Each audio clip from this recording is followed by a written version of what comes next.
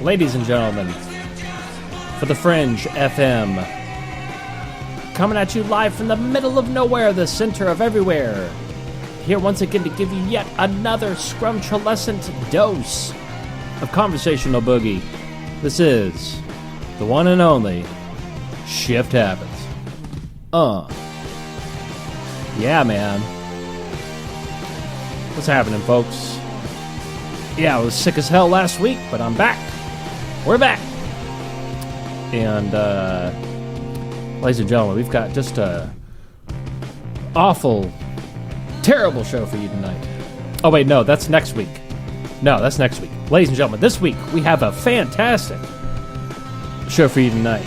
We've got our friend Drew back in the house, and we'll get to him just in a minute. Drew Bankey, that is. And also joining us is our former co-host and sometimes our current sometimes co-host. That is none other than JP. What's happening, JP? Right. Soon I'll be known as the man of mystery. It's wow.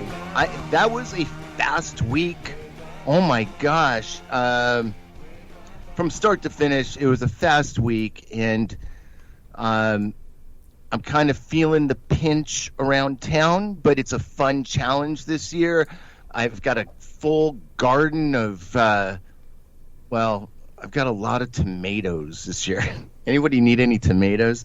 But things just seem to happen really fast this week, GG, and I've got 2 old Nintendo game systems here that you just burst my bubble on. How dare you?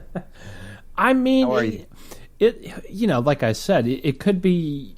It's a pretty simple architecture. So it's either one or two things. Either one, it's toast, or 2, it's a simple fix. But even the simple fix is probably not worth the $2.50 you would make if there wasn't a problem.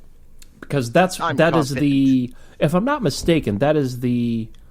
Well, I guess now with the Switch, that would make it the 3rd best-selling console of all time, which means I want to say that one had around 80 million units. So there's no...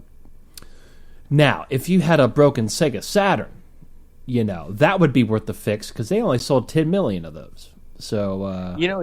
it's the same effect as some of the big comic books, even as rare as some of those are, every kid in every neighborhood had one. So right. Yeah, they weren't so. A lot of those aren't so. It's definitely hurt the value. Yeah, and there's and I think I thought Dragon Bell said send me some Nintendos, but no, she said send me some tomatoes, and I was gonna say, I don't know about you guys, I actually really do. I love just chopping into a tomato. Like, I don't know, just a raw tomato. I'll just eat that shit, I'm getting weird looks. I don't know from both parties. Yeah, I don't know who does that, but I will say the homegrown tomatoes do make a difference. Most tomatoes in the stores are tasteless. They have no flavor. I don't know what's happened to them, but my tomatoes are the best. So straight to Dragon Rose. I wish I could do that, but it'd probably be kind of hard to do. Like one of my. I don't know what he is. I guess he's Italian, but I don't know. There's like this very specific, weird type of cheese. It's kind of, it's like borderline moldy, but it's not moldy yet. It's a sort of thick, creamy cheese, and you just layer it on top of a slice of tomato, and you just eat that, and it's so good. Some cheeses smell really dank and kind of off, but taste like just amazing. Drew is cheese. not having any of this. I'm not sure what to make of it. Cheese scares me now, but some of it can taste good. I mean, if you think about it, cheese is a pretty sketchy product. No matter what type of cheese, it's quite literally expired milk, really, if you think about it. And then once you get into that really gnarly, green spots on it, and you can actually see the shit growing on it, and they're selling it for like $18 for like a 1 by 1 inch block of it. Now that I will pass up. But if it's some sharp, straight from Ireland cheddar cheese, woo! I'm on that like a man, I had a good analogy, but I don't think that's safe I don't even for know radio. I don't know what to add to that. Gorgonzola makes me want to vomit. Yeah, it is something like, that's the thing, is that one that they put on the tomato, it is something I would normally avoid. But I tried it the other day. It was at one of those, you ever heard of Fogo de Chao? It's like a all-you-can-eat, quality meat restaurant. You pay like $50 to get in, and then they just come to your table with like a whole animal, and they just slice the meat off of it onto your plate. And you flip your card up on the table. That means you want whatever they got. And then as soon as you're done, you just flip it red, and that means don't bother me. And as long as you have it green, they'll just keep bringing all the delicacies of meat. They'll just keep bringing it there. And that is so interesting to me, because I have seen those signs. I've seen Fogo de whatever's, and I'm, you just see it and kind of assume you may know what it is, but I guess I had no idea what it was. So that is interesting. So I guess the Fogo de Chao one is specifically a Brazilian style one of those. It's really popular here in Texas. I don't know if they have those outside there, but there's other ones that sort of imitate that, and yeah, they'll have that, that weird sketchy cheese on a tomato slice, and it looks sketchy. I'll give you that. It looks sketchy, but boy, it's good. It's good, and but I just love how they just walk around with like not a wolf, but like, just like a whole pig just on a tray, and they'll just slice off part of its carcass right onto your plate. And I am curious to know when the last time Drew Bankey bit into a big, like just a big thing of beef. I'm just curious. I'm gonna have to. Well, let's okay, real quick. Let's I wasn't ready for this. Jamie, can you go ahead and bring up Drew? Oh wait, we don't have a Jamie. Okay, hold on. I'm gonna have to do this myself. Let's see. We need to get a Jamie, or maybe a JP. We need to get a JP. Wait, you are here. Why not? Okay. Well, why don't you bring up, ladies and gentlemen? I feel like this guest needs no introduction. We've had him on this show so many times, and if you do, we've got links to both of his books and his Instagram, TikTok, Twitter, YouTube, Facebook. All that stuff is over there. People seem to forget this. I get asked every week, like who is this guy? Like, where are the links? Ladies and gentlemen, that's why we have a guest info section on the website. That's where we put all that. It's all right there.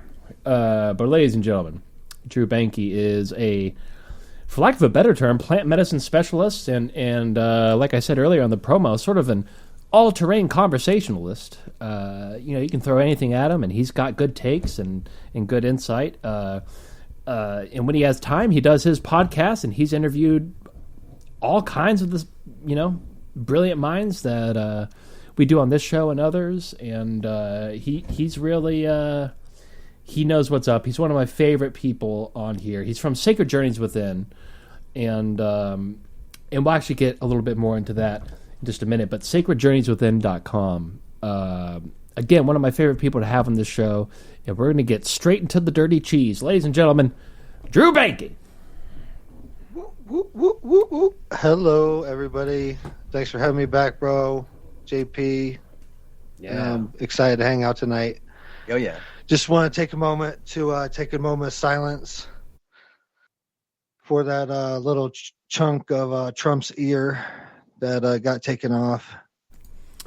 Yeah. Wherever that is in the universe, just praying for that little guy. He's out there alone. I'm sure somebody grabbed it. One of those fans right there, Somebody has it. Could you imagine what it'd be worth? Could you imagine what it'd be worth? Can we talk about, can we dive into the assassination attempt? Well, we'll find out. I don't care. Yeah, we can go into it. But if we are going to go into it, then I will just go ahead and take down the YouTube link to this right now. Which I don't care at all. I don't care at all. It'll be like non-political. It's just some facts that I heard on another podcast recently. That's, man, they just dove all into it, and there's some interesting stuff. Yeah, you know? I mean, not to mention. Okay, well, I'm about to go into it. We could talk about whatever. Like, I'm down to, I'm down to talk about whatever. Yeah, no, it is. I think it's worth talking about. Not to mention, I'm pretty sure everybody's talking about it. Right, but I don't give a dick about YouTube. So luckily the episode doesn't get uploaded until it's done, and so I will stop it before it even gets uploaded, so that we. I would say that Gigi, the minute facts are not able to be conveyed, I'm just done with it anyway. So I want to hear it. Yeah, and at this point with YouTube's algorithm, I could say Ronald took a dump, and that would probably get banned. We'd get a strike for that just because it sounds. Yeah. Well, I think this would be an interesting thing. I was, combat in Iraq, and from a perspective, just some of the facts that I heard on this podcast. So the podcast I was listening to was on Sean Ryan's show, and he was interviewing the CEO and owner of Blackwater private security company, which run private security in Iraq, Afghanistan, all over the world and stuff. It's private military. They have their own helicopters, all types of stuff. But they're the biggest name in the private security sector, in like warfare and all that stuff. So this guy interviewed him, and man, some of the stuff they talked about is mind blowing. Like, it's mind blowing, and it's facts. Like, there's some serious facts that. I mean, I've got a few different sources, not like secret sources or anything, but one of my, there's this channel called. Now, first of all, so Dragon Bros says, I didn't know you had anything on YouTube. Good. That's the point. We never mention YouTube. We don't promote it. We don't want anybody to listen to our show on there. The only reason it's there is just there is a small group of people that refuse to use any other platform, and they will only listen there. So we put it there just for them. But we do not put every episode on there. If I even have a feeling that we're going to get into something that's going to be, because we already have 2 strikes on there. So it's a very, watered down version of Shift Happens that goes over to YouTube. But yeah, if you're listening to my voice right now, for the love of God, do not support our YouTube channel. Do not go over there. Don't listen to the show there. You know where you can go? It's Spotify, shifthappensradio.com. You can download the episodes right there. You can stream them right there at the Fringe FM, anywhere else. Just don't go to YouTube, which is kind of weird to say. Usually people are promoting their YouTube, but no, do not go to our YouTube unless you're one of those 30 people that for some reason you don't like a purple button, or you can't figure out how, that's fine. If that's how you have to get. But do know that we do not upload.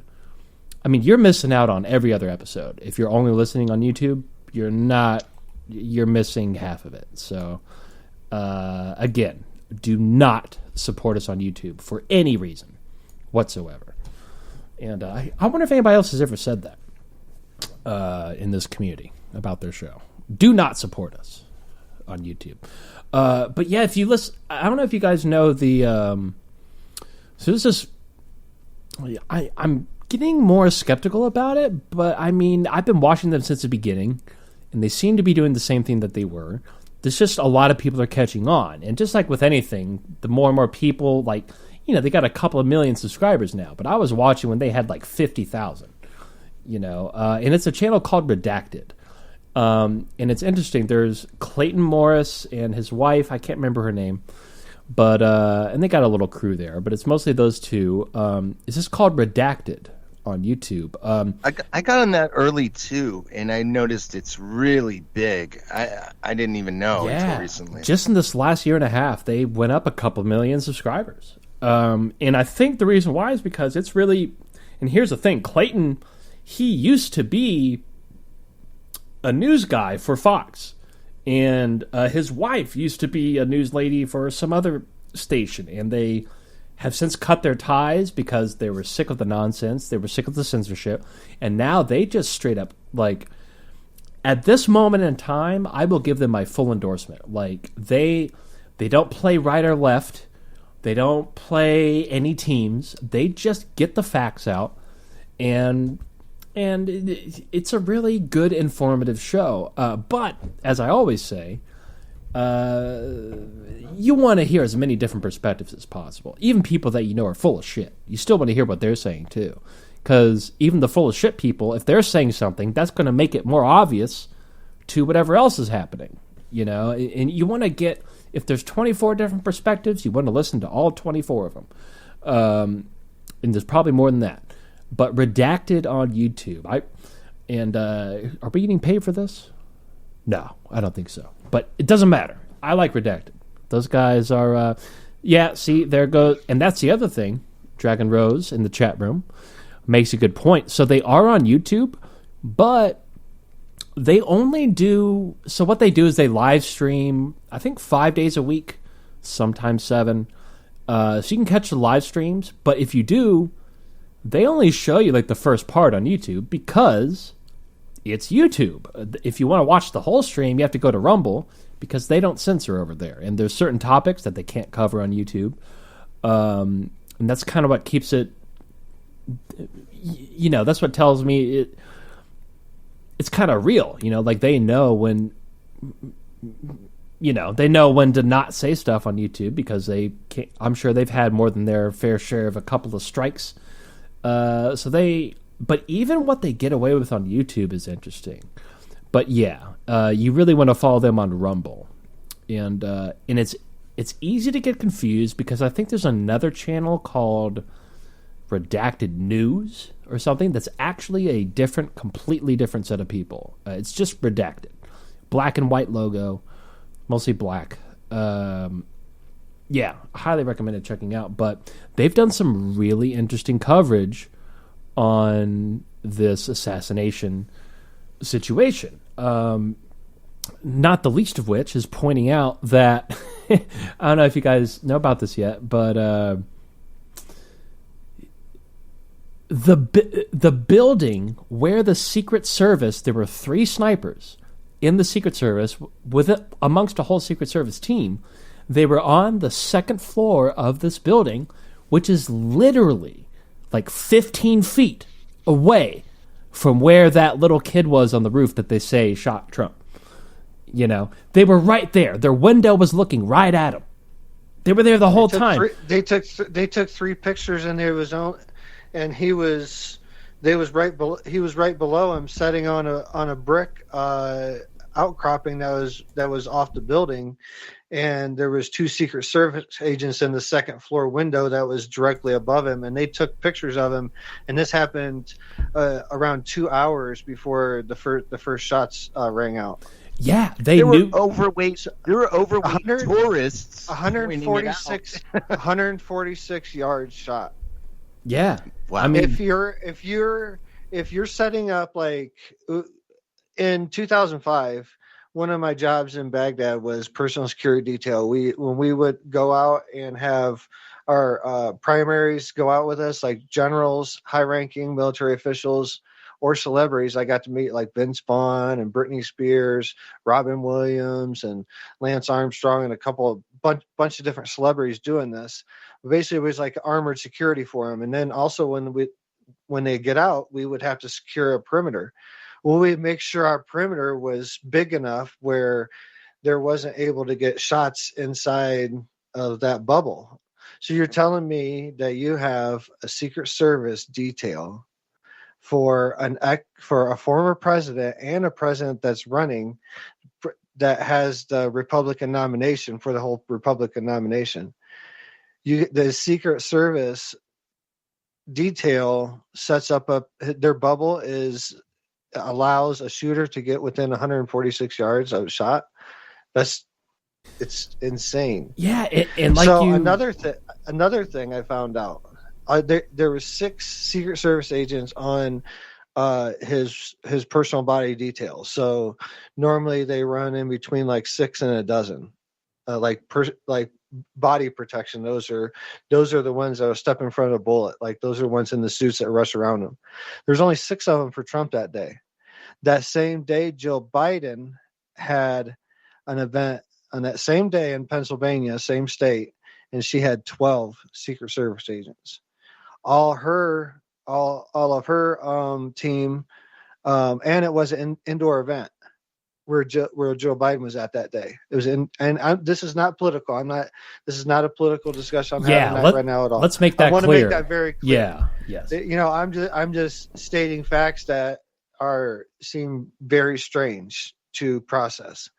So Jill Biden had 12 Secret Service agents. All of her team, all of her body team were vested Secret Service agents. You know how many Secret Service agents were on Trump's body team? There were 6 of them, but only 2 of them, and maybe even only 1 of them. It hasn't been confirmed yet, but at the most 2 of them were actually Secret Service agents. The other 4 were Homeland Security that were standing in for a detail and augmented to the Secret Service for that day. And that's I have a feeling that's probably where those women and stuff that couldn't get their gun holstered. That was embarrassing. Like, yes, and there's okay. I mean, there's okay. Let's go here. I'm definitely. This is not going on YouTube. And again, don't listen to us on YouTube. Just forget YouTube even exists. Now you mentioned earlier 2 snipers. And you know why that is? Because there was a 3rd one, and they let him go home early. He showed up like, we don't need you. They let him go home. And then, not to mention, there's a new video clip that came out pretty recently in these last couple of days where it's a perfect shot from Trump's back left. Like if you were looking at his back left kidney. I don't know why I'm saying that, but, from that angle. And you see the roof where this little... By the way, if you look at... He looks like he just got done playing Dungeons and Dragons. He's like 14 years old or whatever. I guess he's 20 or whatever. He looks like a 14-year-old. You really think this guy... Anyway. So, but you see whoever was on that little roof, which, by the way, the Secret Service said was too steep of an incline for them to be on. That's why they weren't on there.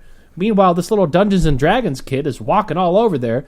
And this is a pretty new clip, but you see very clearly that dude gets taken out, bam, shot, knocked out, and Trump is still talking after that point. That was before the initial him getting shot in the ear in Secret Service, so that dude was already down. So very blatantly, very clearly, that dude did not fire the shot. Not to mention, like you said, they knew that dude was there for so long. I think you said like an hour or 2, but I do know for a fact it was at least... He flew a drone over the site that day. How does that happen? Like you're gonna tell me that a 20-year-old recluse, that didn't have a lot of friends, probably got picked on. I feel sorry for him on that fact. Blah blah blah. He probably had a lot of shit happen to him. You're going to tell me a 20-year-old bested the Secret Service of the United States? Yeah, it's absolutely preposterous. And Dragon Rose is saying she didn't see that shot. Yeah, I don't think I can't remember. It's a pretty new development. It's a new shot, but it's very clear. They time it with the speech, and you can hear the speech as it's happening. Like, that dude drops on the roof like maybe 45 seconds to a minute before the shot even fired. That dude was already out. So that's already there. And then, not to mention, I mean, there's a whole... Redacted actually covered this part I'm about to say. This was several days ago. But there's a whole recording, a little, body cam recording from one of the officers when they went on the roof to go, look at the body and talk about... First of all, they're talking like they're about to go get ice cream. It's the most unprofessional talk. I've ever heard. Like, oh, did you see that guy? No, I didn't. What'd you put on this morning? I don't know. Like, it was so dumb. And then on top of that, they very explicitly say, oh, yeah, one of our guys took pictures of him on the roof like half an hour ago. And then he sent them over to this guy. And then that guy sent him over to here. And then that got to me. It's like, okay, so you saw a dude on the roof with a rifle, and you had time to take pictures of him and text it to your buddy. And then he texted it to the commander. Then that guy texted it to whoever else. But even with all that, it wasn't even that little doopy kid that shot him anyway. There's just so many layers of things are not adding up here. Like, and this is just.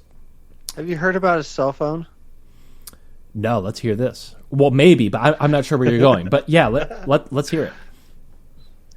So there's already been part of the investigation that's leaked out that they pinged his cell phone and which in turn like pinged his house and everything, any phones that were around his house and everything. They found that there was a phone over the past like year and a half that has been going to his house and then returning back to an office in Washington, D.C., and the visits are over 20 visits over the past year and a half. Dude, it's like a book, you can't even write you couldn't even write it. Like you don't know what's going on, but just keeps getting these clues that are coming out. That it's just it's juicy, dude. Like, oh, it's so juicy. This is, I think for a lot of us, looking at the spiritual aspect of the Trump failed assassination attempt, was it kind of like it almost felt like a movie, when we found out. Like, it was very surreal. Let me tell you how I found out. I was on a plane when the news broke. That's the best time to find out gnarly news, because when you land, the world is going to be different. Landed in LaGuardia, and everybody's turned on their phones. Everybody's gasping. Everybody's like making calls. I hear like everybody making calls, and I'm like, oh, people are like trying to like get their rides like lined up. And I hear people going like, did you see on CNN? I can't believe what happened. People are being like, be quiet. Let's get off the plane. Let's not like start this on the plane. And I'm like, holy shit, what's going on? My phone's like turning on. It was right out of a movie, dude. Like, like a really weird thing happening while you're in the air. But it was just, the reaction around New York was much different than I thought. I had to take a bunch of Lyfts and Ubers and all that stuff. And everybody was like really, really pro-Trump, man. Like super pro-Trump. Yeah. And that's a good point, because I know people of all walks of life. I have a very large group of friends in Southern California. I was just there for a month. I saw a whole bunch of them. All over this country. And one thing I don't know a single person that is, now again, I don't want to get political. I'm not picking sides. I'll never tell you who I'm voting for. Well, I guess I'll tell you this. I'm not voting for anybody. How about that? But I've never met a single person. I don't know a single person that is pro-Biden. Not one. And I was just in a hospital for a while. And just, even like old people that don't even know what's going on. Like, they don't even, like, I've never met a single person that is pro-Biden. Like, how exactly, it just, something doesn't add up. As far as him even being in office in the first place. I don't think they're gonna do it with Kamala Harris. Like, I'm not either way. If I had to vote, I'd probably vote for RFK. But yeah. if I had to if I was forced to put down a vote, but the whole system in general has to collapse. I think it's you're right. And I think it's time for that. I think I think it's about to happen. I think we're seeing it happen, Yeah, like how long are we going to let, like the other day when I think it was one of Trump's rallies after the shooting, I was going to watch it, but then I tuned in to see Hulk Hogan doing the introduction. I was like, okay, what's going on? Are you serious? Yeah, and Kid Rock. And Kid Rock. Kid Rock. And now, definitely not. Dragon Rose called her Kamalho. It's a sad state of affairs, and really, I mean, if it came down to it, I would write in Duncan Trussell. I think he's got my vote. But if you don't know who that is, that's a stand-up comedian, ladies and gentlemen. For those of you that don't know, but he's I think this is at the very least. I mean, the whole idea of one person representing 500 million people is preposterous. That's a crazy job. Let's not forget, no matter who wins, they're really not doing much. I mean, think about it this way. If you are the deep state and you have you're running this, really you could call it an empire. I mean, this country calls the shots around the world. This is the international empire of today. Just like the Greeks were back in the day. This is the empire of today. Do you really think that the people that are in control of this, they're just going to willy-nilly give the keys to some random person every 4 years? Fuck no. They're going to give you the illusion that they do, and they're going to give you the illusion of this battle between two sides. Really, at the end of the day, it doesn't matter who wins. It's the same psychos behind it all the way. Now, same coin. The only difference is it's just two-sided coin. It's the same coin. It really is. It is the same. It is the same coin, and when you take it to the economic level, they're both complete sellouts to the Federal Reserve System. It really doesn't make a difference. What people want is a president where it's cash positive. By the time they leave, they want to own a home, or they want to have advanced at least in their jobs, or be making more money. And it just doesn't feel like either of these dopes really cares about people, even at that level, which is, used to be a part of the discussion for a presidential elect. Yeah, so getting a little bit more into that, like another thing that I found out about this, like why is the question come up during this other podcast of why is Barack still so much involved in so much a pull on the Democratic side?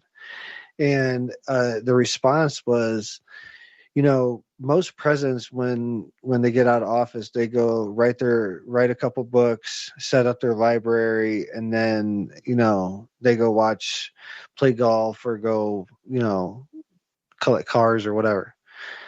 But Barack bought a house lives in DC still.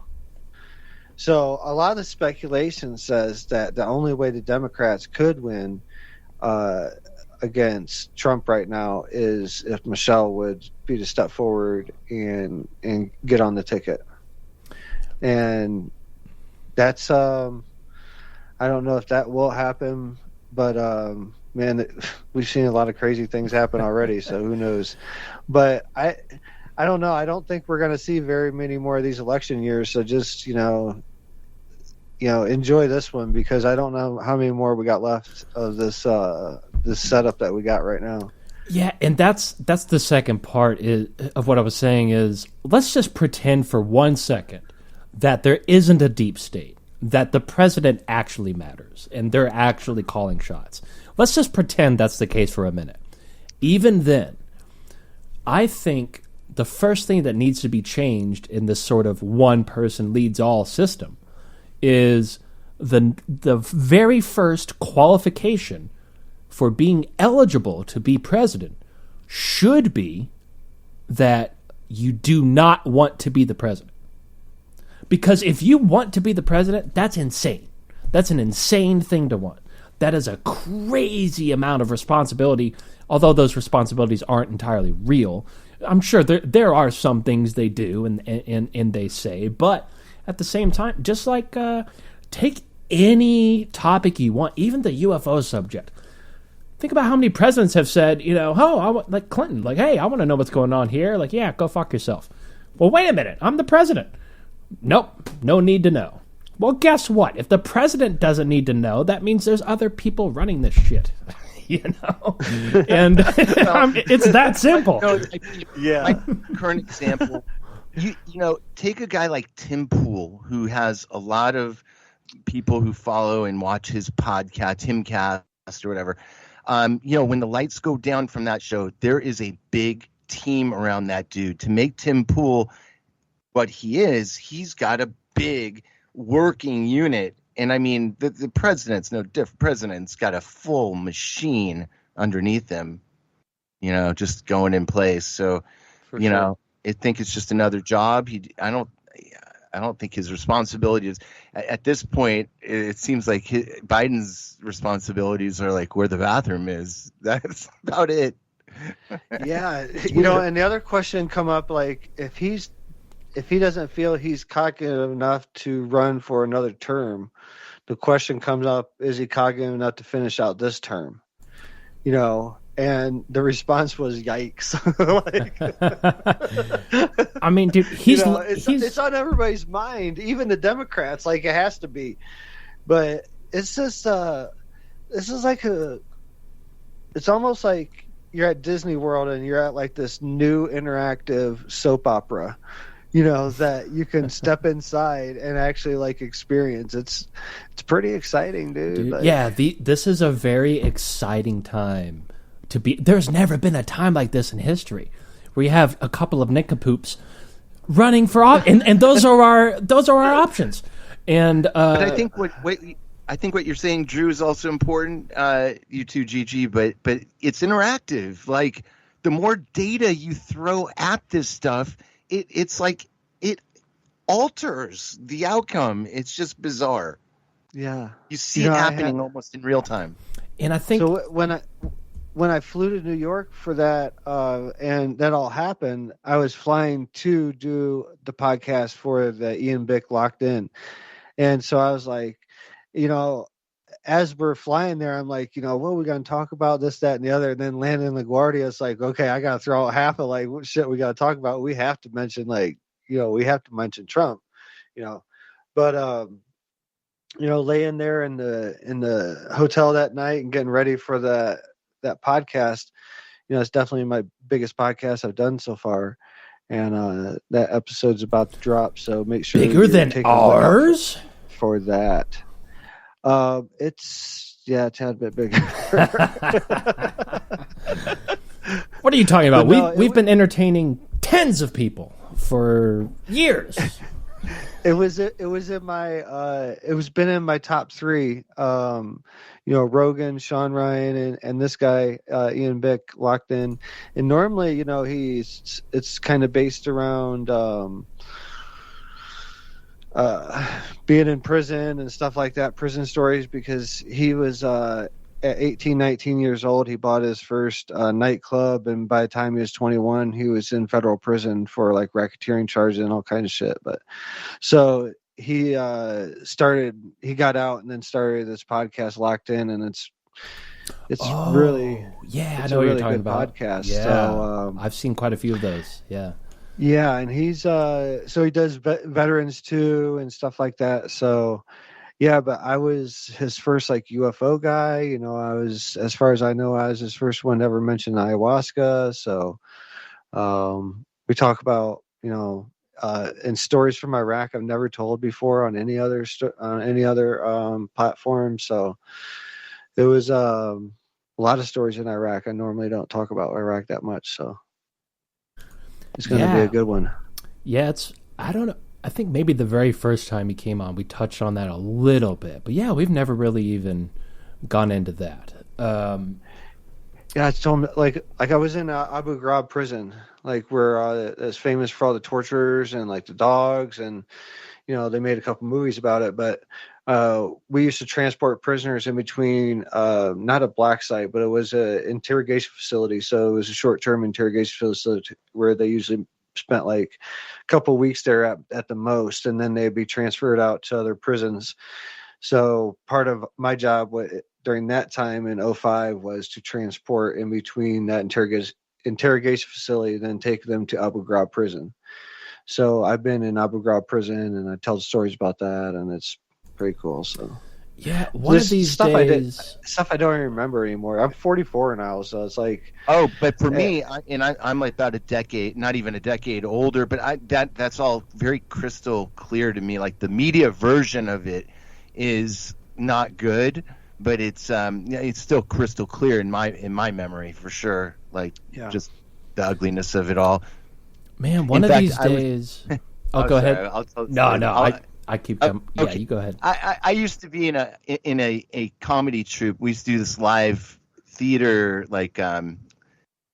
show every weekend, and I even wrote a script. The Girls of Abu Dhabi. It was like just this kind of like supposed to be humorous take on the media version of it, and they did not. Yeah, that did not make the cut. Because just holds weight, I guess. Have you ever had anybody throw a tomato at you? No, like a straight up tomato? Dude, I heard that conversation. That's disgusting. I would never bite a tomato. And I'll tell you why. Okay. I have some trauma based around just this specifically. And it's like you're in my head. You're in my head, and I have a passion that hates tomatoes. Like I'll eat them. I'll eat like tomatoes like on a pizza and stuff like that. Or I don't even like spaghetti too much because I don't like red sauce that much. But me neither. I'm more of an Alfredo sauce kind of guy. But I love it. Yeah, I like Alfredo. So this all comes from when I was like a kid. We had a big garden, and part of my job, one of my chores at the end of the evening was to go out and check the garden, make sure it was like late in the growing season. So there's a bunch of tomatoes, and I never ate tomatoes up until this point. And I seen my mom and dad eat them. They cut them in slices, put like salt and pepper on them, and eat them like that, like raw. And I just didn't like them at all. At that time, I wasn't even eating sauce on pizza. I would eat like the pizza had to be special order without sauce. It'd just be like cheese and pepperoni and bread. But that's how a version I had to it. So I was walking up, and I was by myself. There was nothing that made me do it. I just picked one of those tomatoes out, really ripe one, and I bit it, and I gagged. It was just so disgusting. The texture, it was just juicy and seedy and not sweet. Yeah, it's too watery. I'll give you that. It's watery, and it's really a half-ass. It's not natural. It's a half-ass fruit. It's a half-ass fruit. Now, a lot of people think it's a vegetable, but technically, it is a fruit. But it's very half-ass. It's a disgrace. It's watery. It's a disgrace to either one. Yeah, I mean, it doesn't. To the tomato's defense, there are thousands of different types of tomatoes, and I will say some are better than the others. I have to say. And well, see, I think where it comes from is, my Turkish stepdad. His favorite thing, like at the end of the day, was just I can't remember what that cheese was, but it was a sketchy, thick, creamy, almost like halfway between liquid and solid. One of those kind of cheeses. And he would just put a layer of that on a slice of tomato on a very specific Turkish cracker. Because here in Houston, no matter what ethnicity of food you want, like there's a Turkish grocery store, there's you name it grocery store, there's a Brazilian grocery store. Like you can get all that shit here. And so he would get all these Turkish crackers with the cheese and the tomato, and I thought it was horrible my whole life. But then all of a sudden, a few years ago, I tried it out. I was like, damn, this is actually, it's definitely an acquired taste. But now I will say this also. On the pizza note, here's what everybody should do. Like you mentioned, you would just F off with the sauce, and when you think of your favorite pizza, whether it's a Supreme or a pepperoni, sausage, mushroom, whatever it is, just try it with Alfredo sauce instead of the red sauce. Just try it. I guarantee you, no matter what pizza you like, it is better. I think we need to phase tomatoes out. Seriously, we need to extinct them out. Yeah. If I become president, that's the first thing. No more tomatoes, and if there's any sort of tomato paraphernalia, that's an automatic year. I'm writing you in. Yeah. Save the tomatoes. I'm starting early. Save the tomatoes. They're coming for your tomatoes. But I would, perhaps not on this show tonight, but at some point I would like to go deeper into your military experiences, because I believe you were in the which branch were you in? The Army? Army. Right. Yeah. So, because I have probably my best friend in the world, although we haven't been able to talk very much because he was in the MARSOC program of the Marines, and which is, for those that aren't I didn't know this before, but it's basically the equivalent of the Navy SEALs, but the Marines SEALs is what the MARSOC program is. And then on top of that, they're definitely definitely special. He got the special ops, and he got the Gung Ho Award twice, which means all of the people in MARSOC voted him as the number one badass that could keep his mouth shut and do all these crazy shits. That guy. And there was, about 10 years ago, we had a chance. It was our first time to sit down, because he wasn't able to talk to me for years because he was off doing these crazy missions and he couldn't say shit to nobody. We had a very brief window of a day and a half, and one night we just sat down and he just told me everything he could about what he's been involved with, and even just the training that he had to go through to get into the MARSOC program. If the general public knew what because here's the idea, is if these guys get caught, prisoner of war, whatever, the training that they went through is way nightmarishly worse than anything that the enemy would ever even think to put you through. Yeah, no, they go to SEER training and all that stuff. Yeah, I mean, it's if people knew what they had to go through, people would be petitioning and having riots to make it illegal. It's actually some of the scariest shit I've ever heard. And again, I haven't talked to him in several years now because he's been off. Man, some of that, just think about your gnarliest, military movie or Call of Duty video game scenarios. No. This is, it literally makes me cringe just thinking about, especially one thing he told me about. It's pretty wild, but that's also why they're the badass of the most badasses. They've literally been through more than anything you could throw their way. And what's interesting about because you always hear about the Navy SEALs, those are the elite of the elite. But the difference between, they go through some hard stuff, man. The SEALs, so do they. They go, So when I was in regular Army, but in between deployments of my 2005 and 2007 deployment, in April 2006, I went to Special Forces selection. So for the Green Beret, so the Army's version of the Special Forces, I went through the first phase of that, and they call it selection. So it's basically like your tryout. So it's 23 days, and you're supposed to get 3 hours of sleep a day, but you don't get that, ever. Yeah. And you're basically eating 2 MREs a day. Yeah. All you're eating is 2 MREs a day, and you're moving anywhere from 12 to 26 miles each day, on your feet.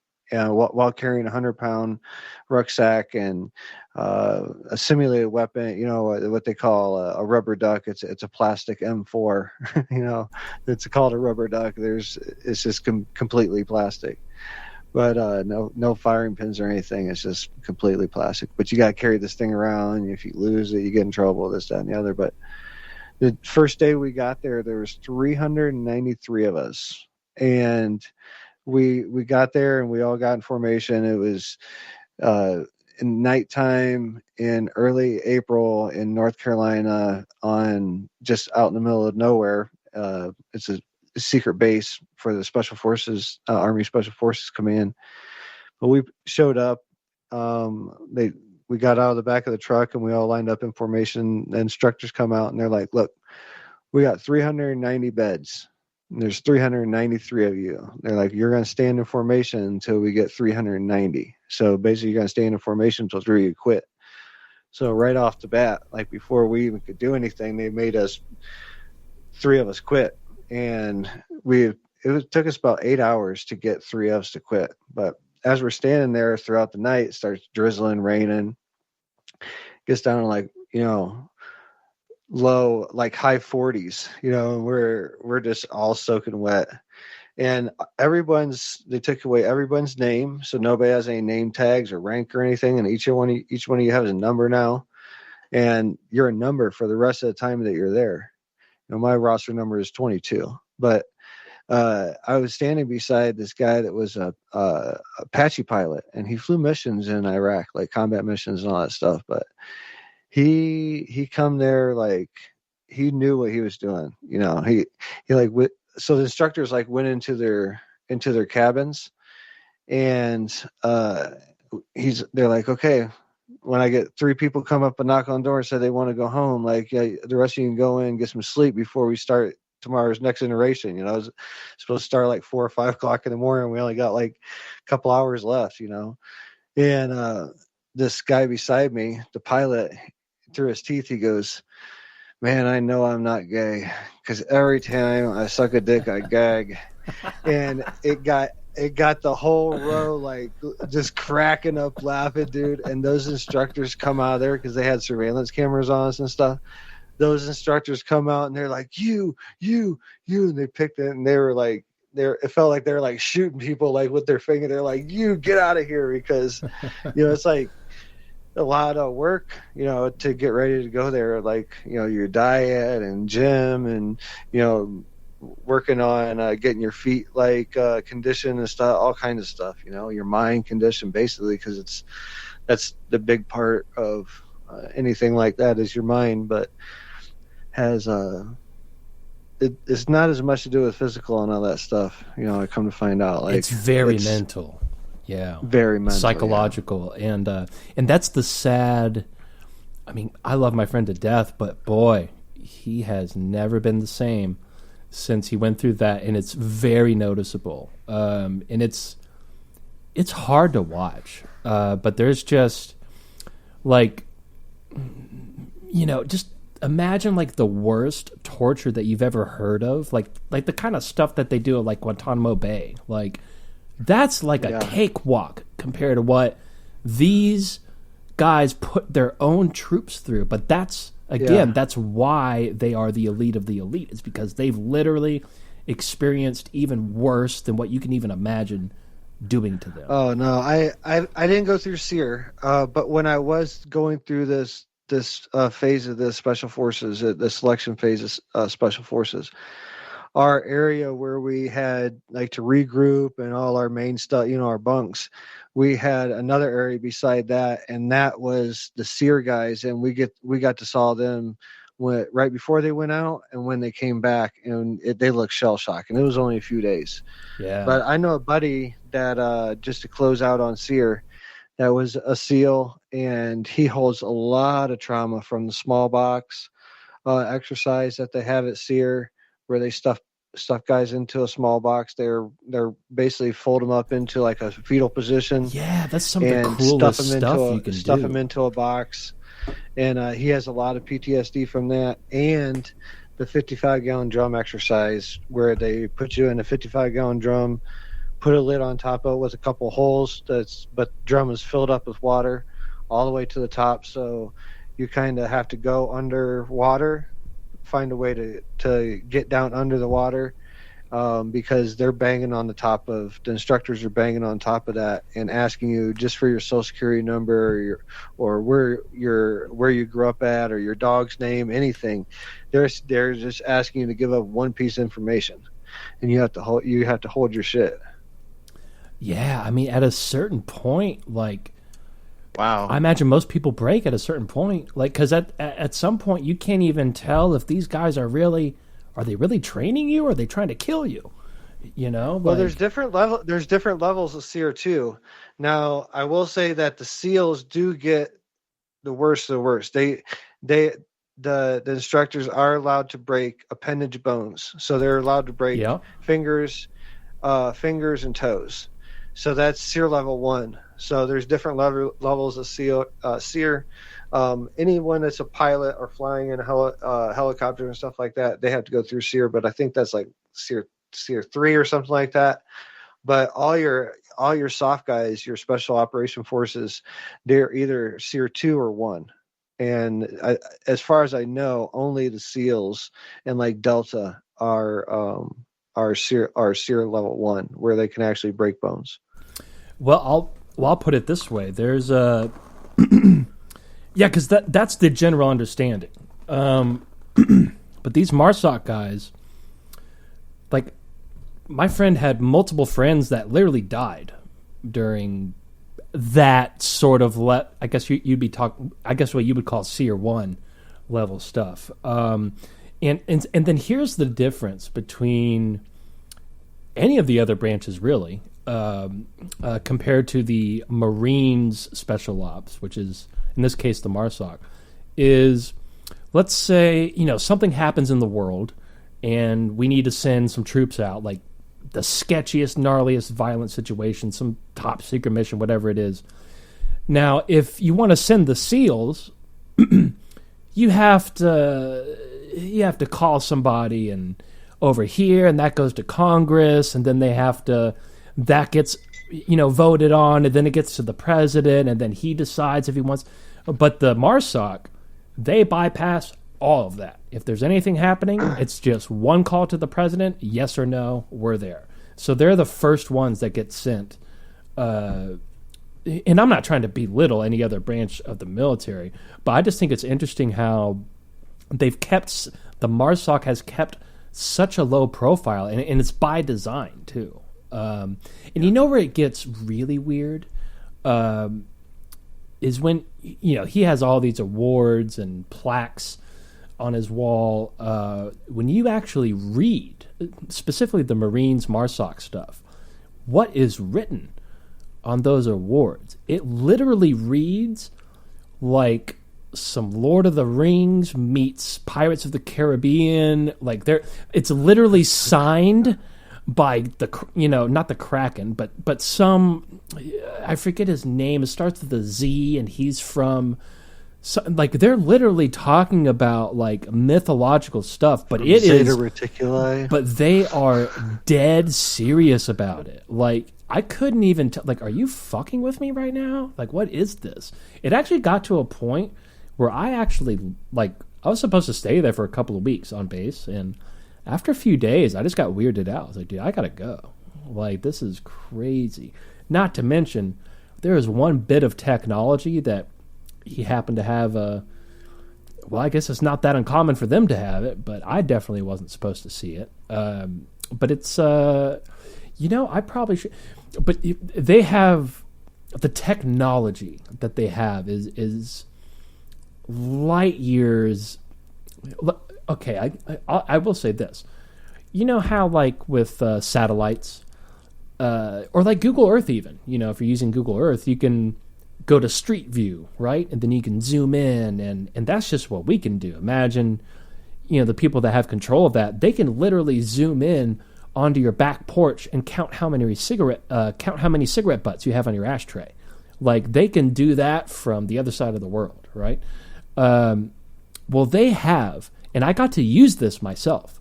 It's a headset you put on, and you adjust the coordinates to wherever you want to listen to. Now imagine that same type of ability, but for audio. You can literally point, like if you set the coordinates, you can hear whatever is going on there. Like, for example, if there were let's say you were in a concrete bunker 50 feet underground, and the ceiling, the walls, and the floor, you were surrounded by pure concrete 15 feet thick all around you. No doors, nothing. they could put in those coordinates and listen in, and even if you were whispering in that room, they can hear everything you're saying. And it's interesting because I saw this clip of I know you know who this is. He's got a pretty prolific show, but he was interviewing this one guy pretty recently, and it was such a half truth. Like, he was saying, like, there is stuff in our cell phones and in our technology that allows them to hear, even if your phone is dead. Like, they can hear whatever you're saying. And oh my God! And really, yeah, absolutely. But really, what it is because, like, with your cell phone, for example, we all know that when your cell phone dies, your GPS still works, right? Even if that battery's dead, that GPS is still binging, right? And that's all it is. There's nothing in the device that's listening. It's just those coordinates are being sent out so that they know where to use the actual technology that I'm describing to use those coordinates and be able to, just like in the satellite, you zoom in to the ashtray in your backyard, they audibly zoom in, if that makes any sense, to wherever the coordinates that they have set, and they can hear anything. It's pretty wild. And I got to use it myself, and that was quite a riot in itself. Just like, you pick a plate, like, we'd go on Google Maps, our friend's house was like several, 30 miles away, type in the coordinates, dial in the coordinates, and then bam, like, sure enough, there's his voice, and we're listening to him in his kitchen from like tens of miles away. It's pretty wild. Yeah, it sounds really wild. But there's our phones, especially Apple and Android, they both do data dumps every night. In between hours 1 and 3, they do data dumps. So everything that you've been scrolling or even talking about, if you said more than one word, and this is where it comes from, when you say a word one day and then the next day you start getting ads for something connected to whatever you were talking about. But what is really creepy when it starts happening when you're not even saying verbally the words, when you're just thinking about it. Yeah. You want to test it? You want to test this out? Think about the same thing over and over and over again for like 2 or 3 days in a row without saying it. Make sure you don't say it, and see what happens to your phone.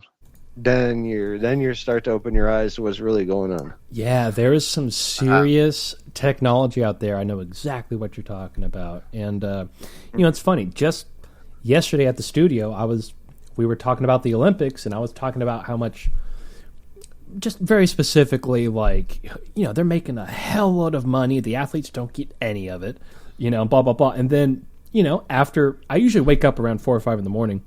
Then sure enough, I wake up this morning, first thing on my YouTube feed is some guy talking exactly what I was talking about.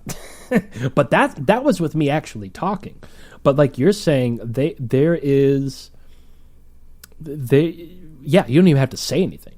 And now that technology, I'm aware of the audio thing, the audio tech that I just described, but I am not aware of what that technology is, to where they can actually, essentially, for lack of a better term, read your thoughts. And not only read your thoughts, but document them and put them in a database. Yeah, and turn it around and advertise to you, tailored to exactly what you have on your mind at that moment. But that's just goes to, that's been happening all along. Like, there's always been a force, the source, God, whatever, blah, blah, whatever it is, that's always been there in the background, and it can hear everything, hear your thoughts anyway. So, and that's in turn, manifesting your reality, what do you want to happen, this, that, and the other. But that's, I think people talk a lot about AI and stuff like that, but it's another very popular topic right now, AI. But AI is sacred too, because it started off in someone's mind, just like everything else is sacred. That's why, I've said over and over again, but why everything is sacred, because it was someone's mind at one time. That's true with AI. as well. It's just you have to figure out like what is the message in it, and it's no secret that our minds can be read. Telepathy, is very open, is a very open thing, and we can be hacked in that way. But if we know it, then we're taking away that power of not knowing it. Yeah, and it's now that you mention it, like man, there was like I told you, I got very sick a week ago, and then before that, to be quite honest, You're looking healthy as shit right now, dude. Yeah, I mean, I really shouldn't be here right now, but it's amazing that I am. But there was a very particular, like you're saying, like I didn't say anything, just thoughts, and boy, something manifested that right. I mean, there really is some. Talk about the old saying, truth is stranger than fiction. I mean, in this kind of stuff, this is just, there's humans that have access and control over this, or at least we'd assume they'd be humans, but just imagine what else.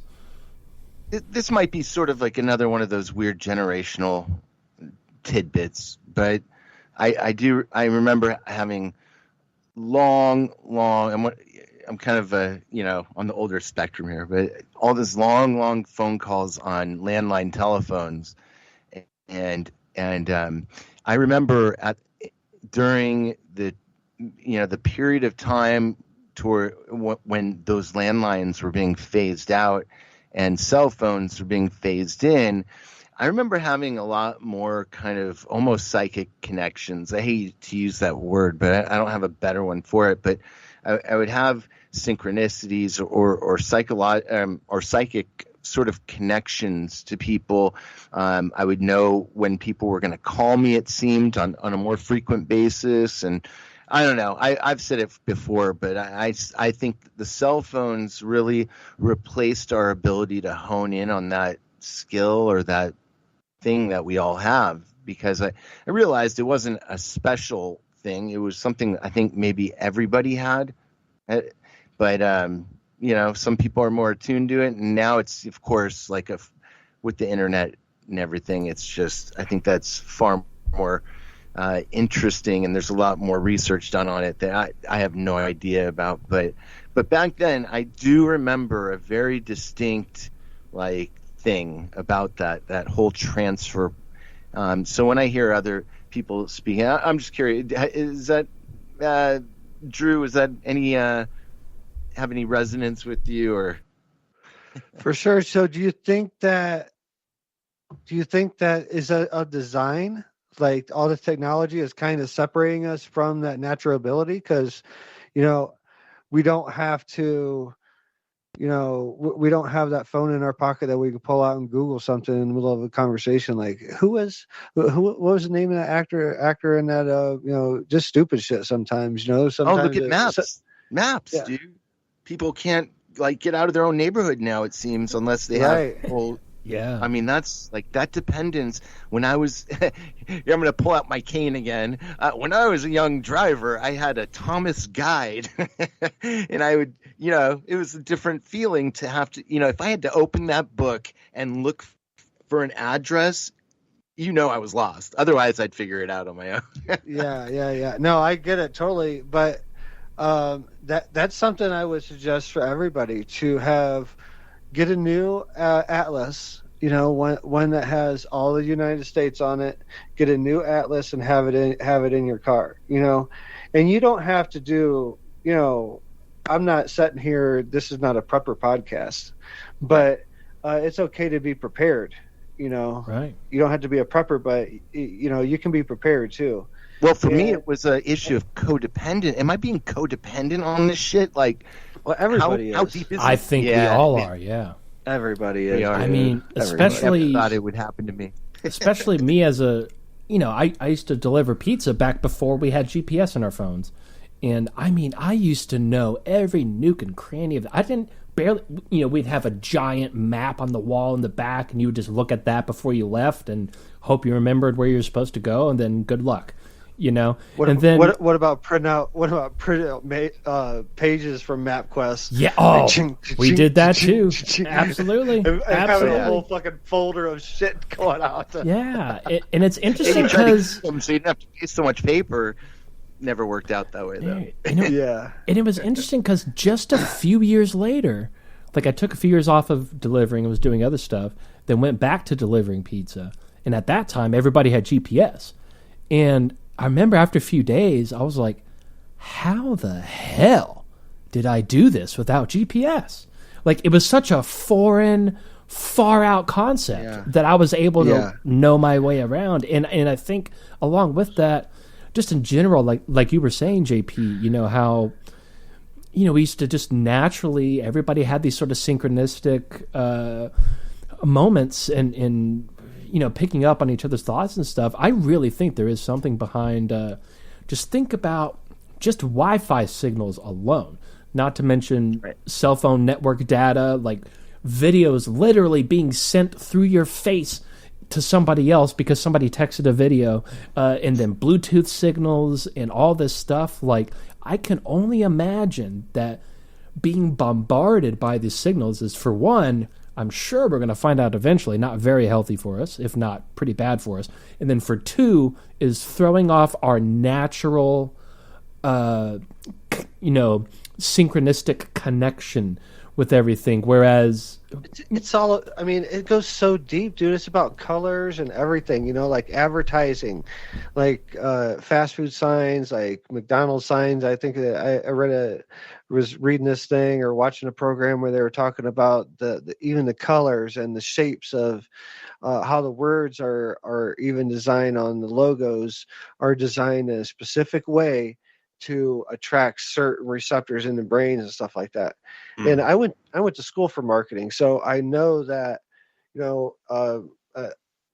I thought it was really interesting, parts of when I was going to college for marketing was talking about how deep it goes, what even they look at, they take studies of the when someone's open a new business in an area, they do studies of that area and really try to figure out the demographics, what's needed, who's going through there, the amount of traffic. There's even a traffic count that you can figure out. You can do a traffic study and figure out how many cars are going past there, and how many cars are stopping at stores around that area, and do all these different studies to target specifically so these bigger companies, and that's how successful companies operate, is really putting a team or at least one or two people to work and studying, how really in depth of how to best market and put out their product or business or whatever. And that's just talking surface level shit. So you go all the way out till, the government's known about consciousness and have been experimenting with psychedelics, have been talking with ET since 1930s or before. I was hearing something the other day about this guy was trying to do some research on the Nazis and was putting together a book on the Nazis and the trials they were doing with psychedelics before World War II and during, and not just with meth, but there was some deep experiments with many different psychedelics that's a lot of people don't know about. But he's writing a book about all this stuff, and he was talking about how he went to Germany to find the records of this research that the Nazis were doing, because they took meticulous notes. And when he went over there, he found out that the Americans seized all that stuff, and it's in their they took it during World War II, and or in World War II or whatever.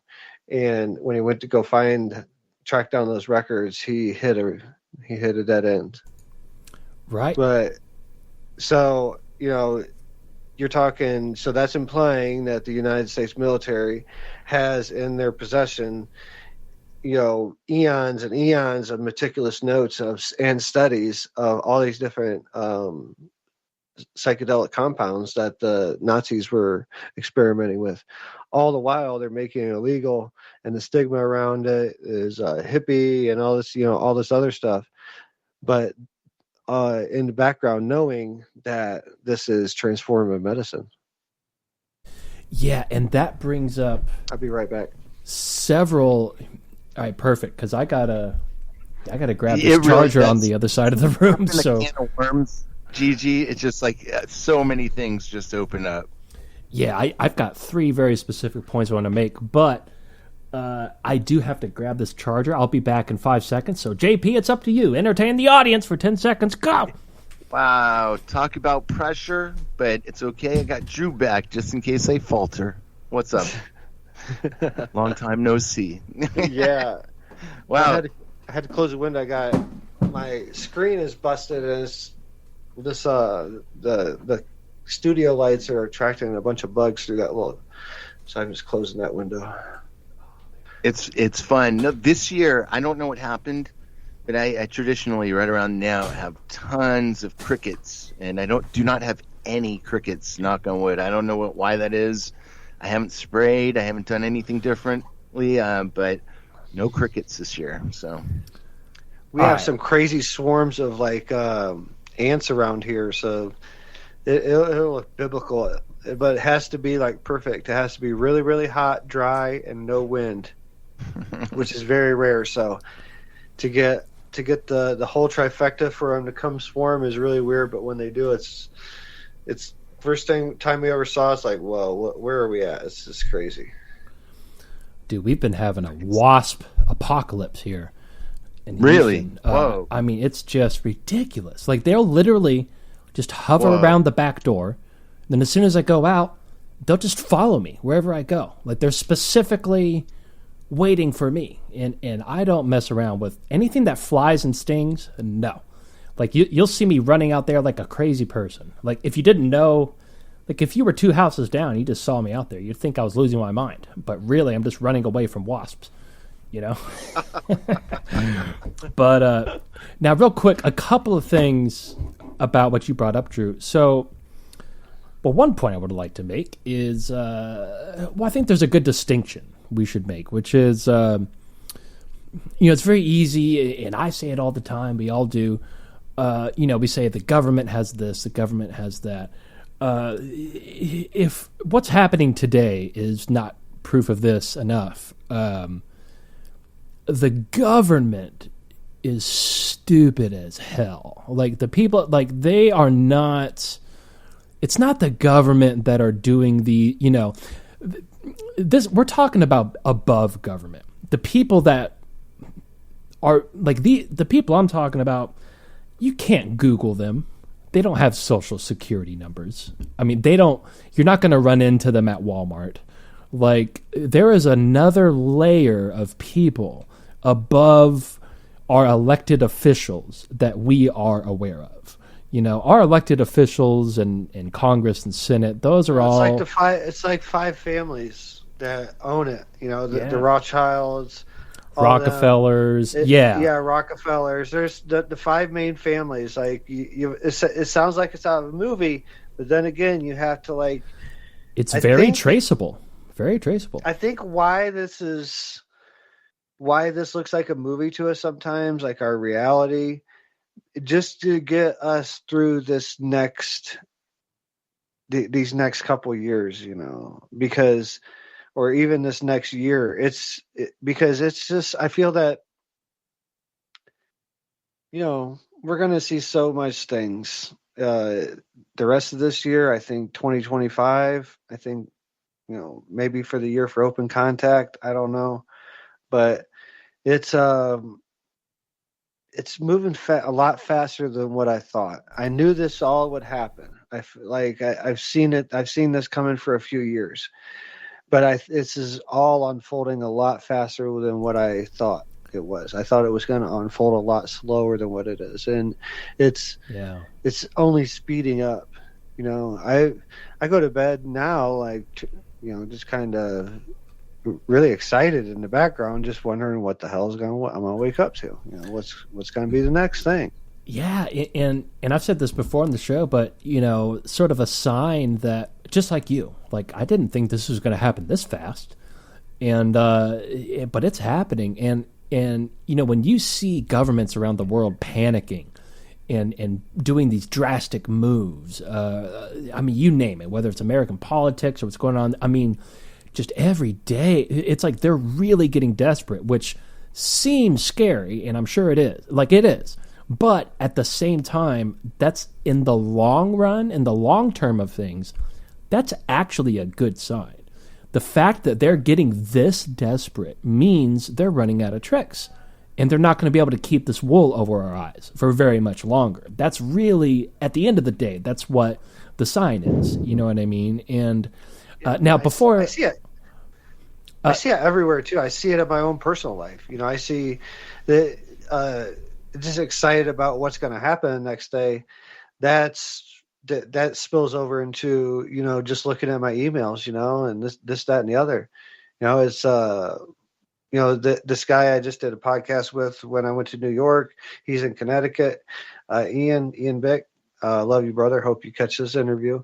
But he just he got teamed up with Tyson 2.0. So he got teamed up with Mike Tyson's cannabis company, and nice.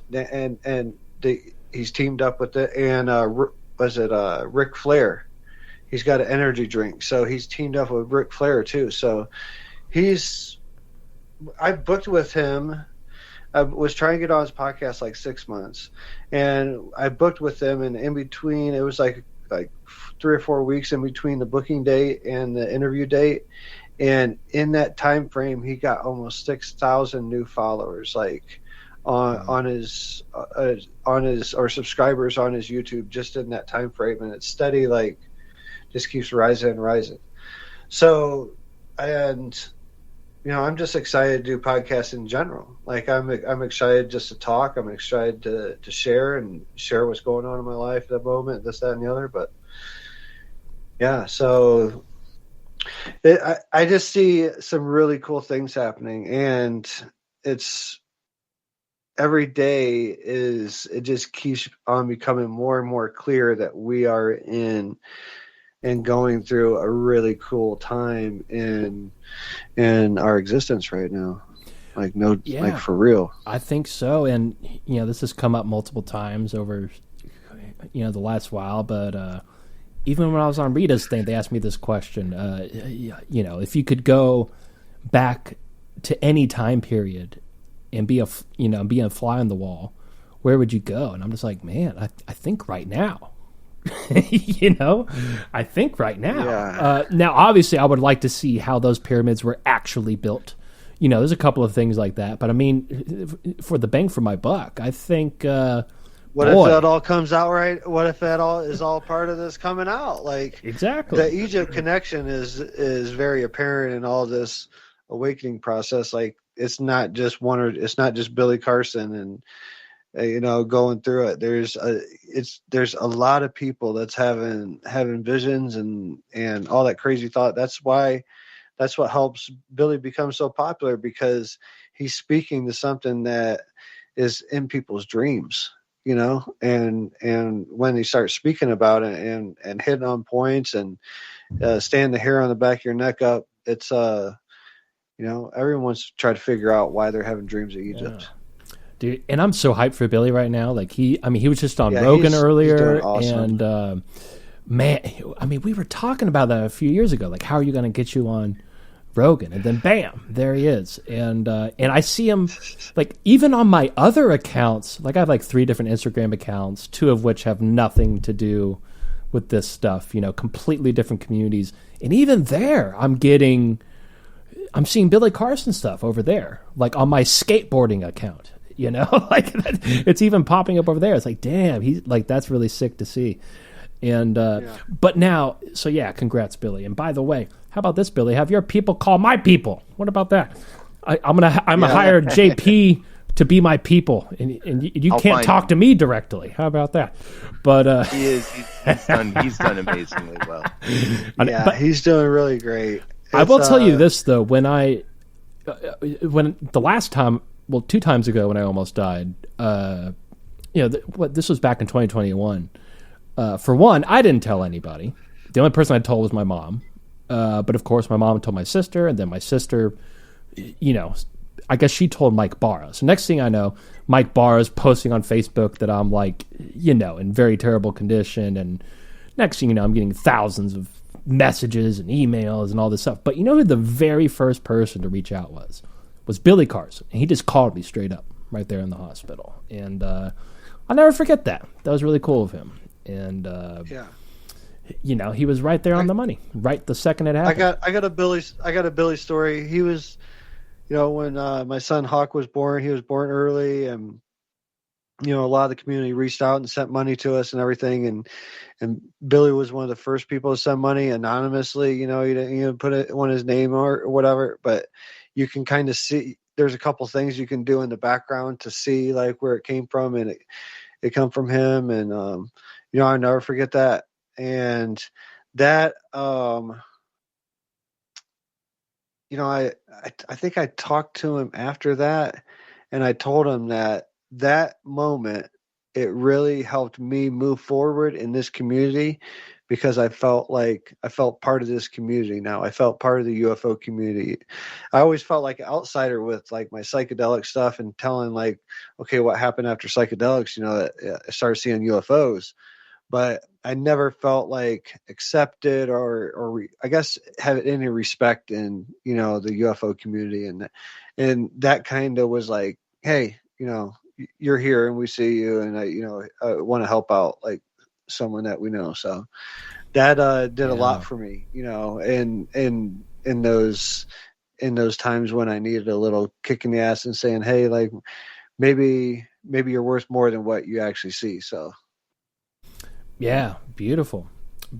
And yeah, man, solid dude. But one thing you remind me of, I got a lot of respect for Billy. Yeah, me too. Especially when you know his origin story, and I mean, talk about working your way up. I mean, he really deserves everything he's got. That being said, he could connect me with Sean Ryan. Like it's a military guy. Like he could connect me with Sean Ryan. If you want to throw in Rogan, like he could throw in Rogan. That being said, I got a lot of respect for Billy, but yeah. I hope this gets back to you, Billy. There you go. You could have mentioned my book on Rogan, dude. Yeah, it could be like, man, there's this really great radio show called Shift Happens. I just wanted to say that. I don't know why. Yeah, that'd be nice. I just seen when I was logging in waiting for you to get this show going today on Skype. And looking down on the list of back in 2020, it was April 22nd, 2022. It had Billy Carson and me and you and Brad and everybody. And wow, yeah, I forgot about that. Yeah, that was the first time I met not Joe. I met Billy. Was on here. Was on Shift. Beautiful. There you go. It all comes full circle. And we need to get him back on here soon. And man, I really wanted to go to his. He's doing his conference thing over there. Consciousness Awards. Yeah, I keep meaning to go to those. And but boy, after these last couple of weeks, health scares. I really can't afford to do that. But I think next year I'm going to go to that, and that sure does look like a lot of fun. And I love those kinds of things. But now, so. Real quick, going back to, psychedelics, but also just sort of, I guess, some people would call it the deep state, the people behind or above the government, even the families, even those 5 families. Like, I guess you could put it this way, those 5 families are sort of the public faces. They're the ones that, because you can look them up. You can look up their names and that, but there's people above them that are even above that. You know what I mean? And somewhere along those lines, they have somewhere along that lineage, someone decided that psychedelics are, not only can you not do them, but at least in this country, but very ironically, the most beautiful, the most powerful, the most enlightening one of them all, DMT, which is not only obviously the active ingredient in DMT itself, but also ayahuasca. It's the main active ingredient there, not to mention just about every plant and animal. We produce DMT ourselves. If it wasn't expensive, I'd drop it, dude. Mic drop. Mic drop. Dude, but isn't it so interesting that like that particular substance is the single most illegal substance in this country? That now, Not in Colorado since January 1st of 2024. Okay, well, I want to get to that in just a second because that's news to me. I did not know but yeah, me neither. But in general, here's the thing: if somebody wants to keep you, now it's one thing to keep you from experiencing that, but to actually threaten to put you in prison for 20 years just for having it, somebody keeping you from that experience, that is not your friend. That is not your ally. That is the opposite of an ally. Whoever is trying to keep you from that is really an enemy. I hate to say the word enemy. Let me step in here for a second. Let me stretch because this is my wheelhouse. Exactly. 4-N-dimethyltryptamine is a visionary one. 3 hits, 3 large hits, full inhalations, exhale, out of body experience. You know, a fourth if you can squeeze it in. Yeah, if you can squeeze it in, a lot of people can't even get 3. Yeah, I can barely get 3 usually. Yeah, because you can't really see in between 2 and 3. You lose sight of everything, and you're kind of just there. So it's important to have someone helping you.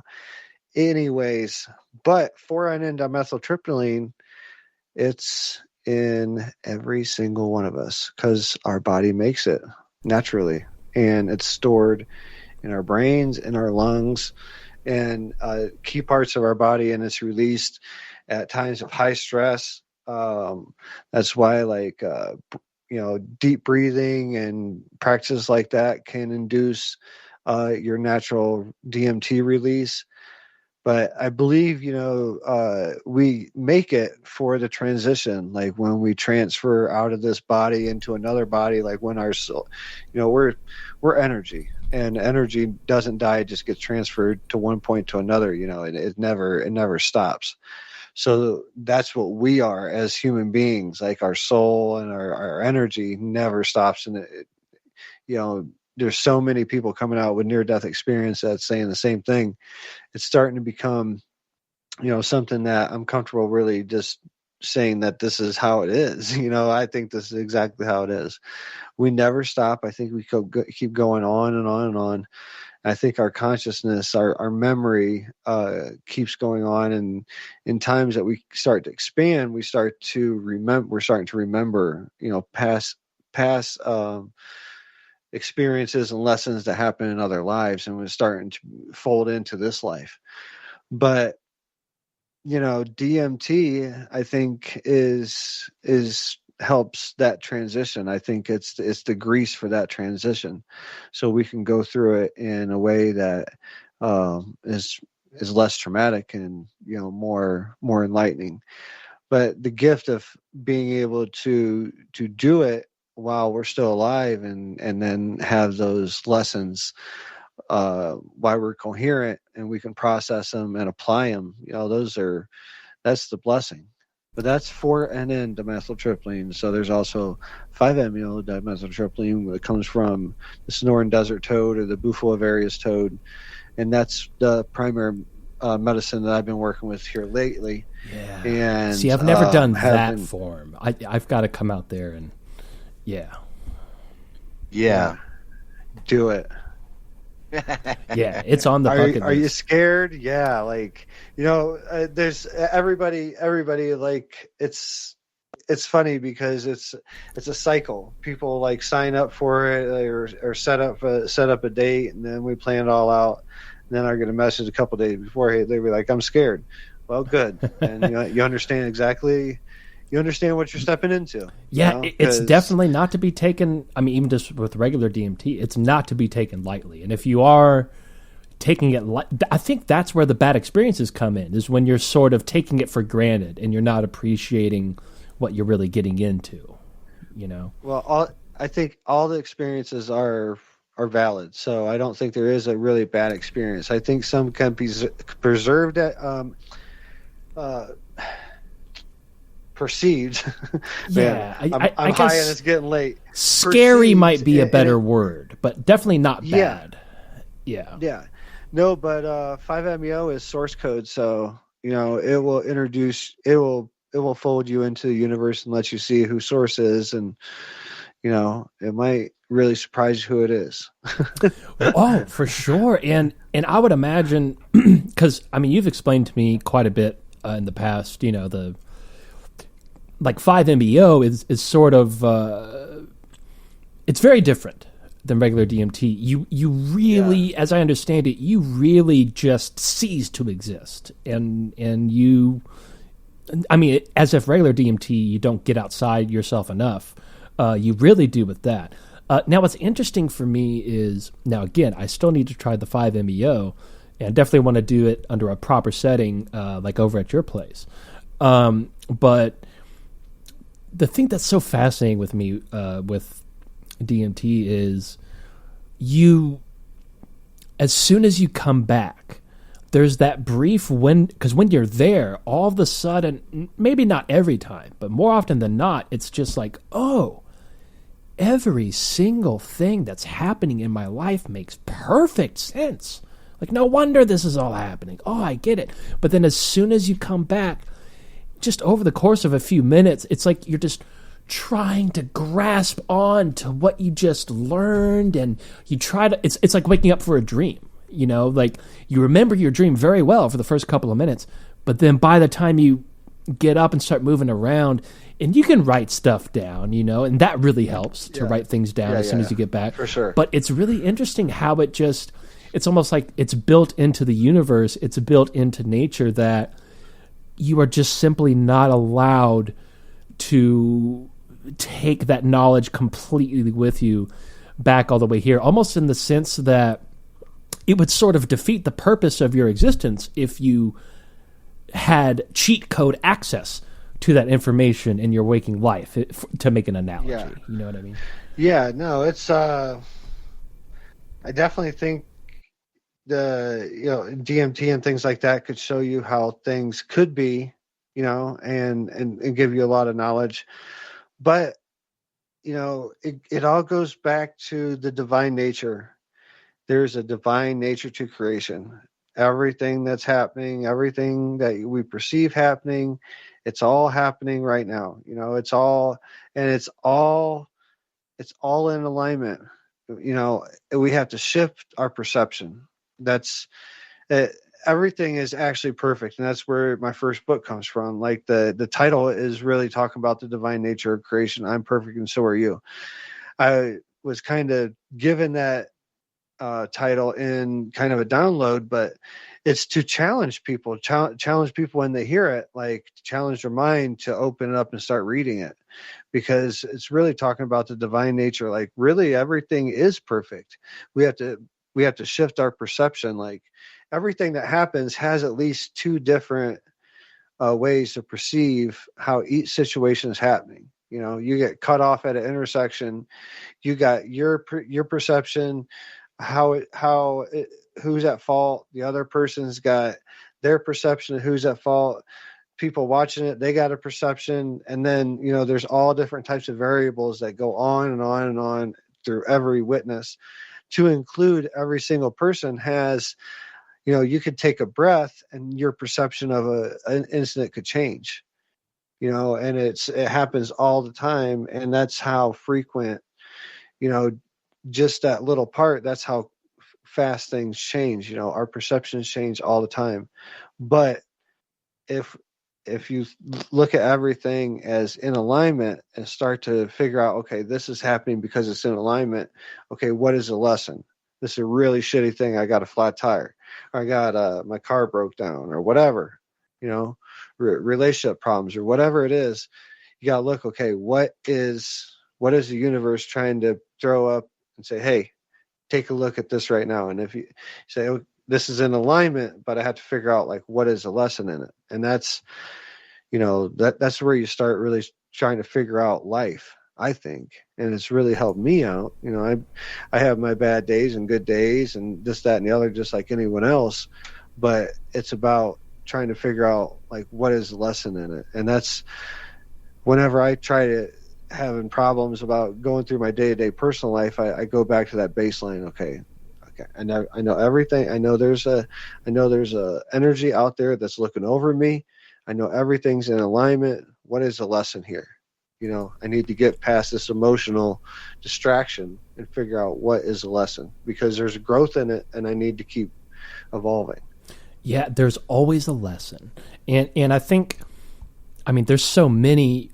I guess it's impossible to say the most valuable thing of a DMT experience, what that would be. But I think one of the most valuable things you get is the experience of truly getting outside of yourself, outside of your own perspective, and reflecting back on yourself from an outside perspective. There's just, unless you're like a Maharaji like person and you really know how to meditate proper, like 99% of people, you can't get outside of yourself otherwise, and DMT really just sort of, you get outside of yourself. It forces you to look at yourself from an outside perspective, and just that in and of itself, you learn so much, and so many things become so obvious so quickly just from stepping outside of yourself for 1 second. If even that was the only thing DMT did, I think it would be one of the most powerful, beautiful things in the world. But it also does so much more than that. That's another thing that 5-MeO does. Like, you don't.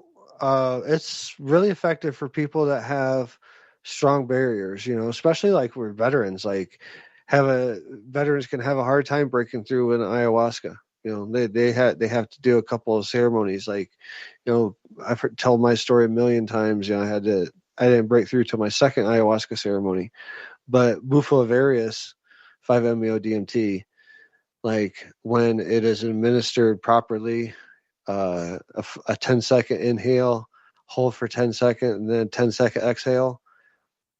There's no choice in the surrender. You have to. You must Yeah. come with us.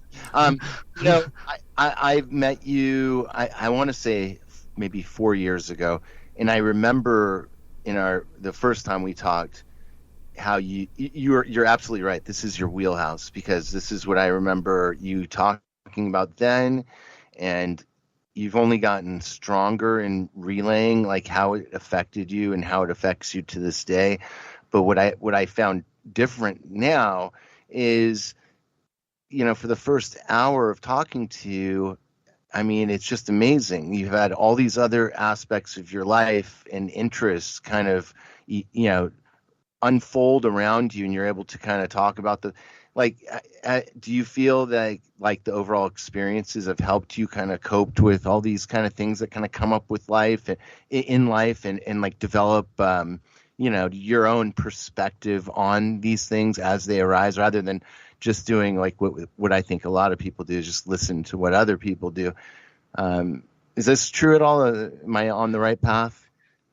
Yeah.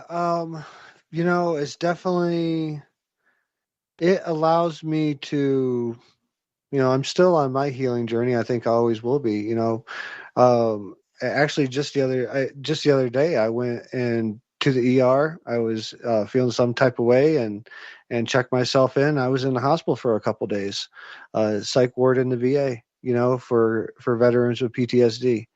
And I just got out a few days, like 2 days ago, and did a podcast last night. Not my first night back, but I think the second night back out of the hospital. I did a podcast last night and talked about last night. Awesome. And talking about today. because I want to take away the stigma of this, like of reaching out, like when you need a timeout, like I need a day or two to step away, look at myself, and really, I looking back and taking that time off, I think I was, um, not balancing myself enough, and I think that was a big lesson that I got out of this time in the VA hospital and getting out and everything, and I'm going to get referred for ketamine treatments now, so that's something that come out of it, and I'm not afraid to say that I'm also human. Like, I've wrote 2 books and I've done over 100 podcasts, and I got this big huge podcast that's about to drop, and I'm on this like gargantuan podcast here on Shift Happens, with my bros. That's right. But I'm not. I'm still. A couple days ago, I was wearing fuzzy slippers and waiting for someone to say lunch was here. In a psych ward in Denver, VA. But here's your pills, sir. I didn't take the pills. Maybe a Tylenol and a melatonin. That's good. Because I can't smoke in there. I'm a heavy weed smoker, and you can't smoke in there. So definitely melatonin for sleep. But yeah, I'm not afraid to say, like, I'm not afraid to be vulnerable, and I think I want to take away the stigma, and I think open up conversations more and more like this every time. I try to be as open about my personal life as possible with people, and because I know a lot of people, there might be a few people that I know is disappointed by this, but maybe they put me on a pedestal that they shouldn't put me on, and put me on maybe into something different than what I actually am. I'm just a human being here trying to help and share my experiences, my insights. Some people vibe with them, some people don't. And I hope more and more people start vibing with them. But, that's who I am. And I think it's important for this conversation about depression, suicide, mental health. I think it's important for it to be a conversation that people are not scared to talk about. There you go. And Dragon Rose just said, this is one of the things I like about you, Drew. You are real. And I agree. Absolutely. And now, random question. You kind of mentioned about this earlier. We're always growing. We're always, even after we die, our energy carries on and it keeps going, which seems pretty evident. I mean, it seems pretty clear to me that consciousness keeps going in one form or another. However, I mean, I'm reminded of this Mitch Hedberg joke where he's talking about how, can I ever just get a break? Like, every time I go to sleep, next thing you know, I have to build a go-kart with my ex-landlord. Like, why can't I just have a dream of me watching myself sleep? Like, and along those lines, like, is there ever, because I don't know, like, I wouldn't mind a break once in a while. Do we have to keep, even if it's just like a couple of weeks, like, is there ever a point in existence where our consciousness just gets to chill for a minute? Or we're just keeping on the whole time? That's the big question. I go back and forth about it. I think that we go to a point of leaving our body, going back to source, and I think we go straight back into our next, incarnation. I think we wind up in the womb somewhere, whether it be in a seed pod or a belly of a being, either on this planet or another planet. I think we go, right back into that. It could be, a seed pod of a rose or something like that. You go back into, your consciousness goes into, or a tree, or whatever. The Buddhist belief is there's a progression where you go from plants to animals to humans to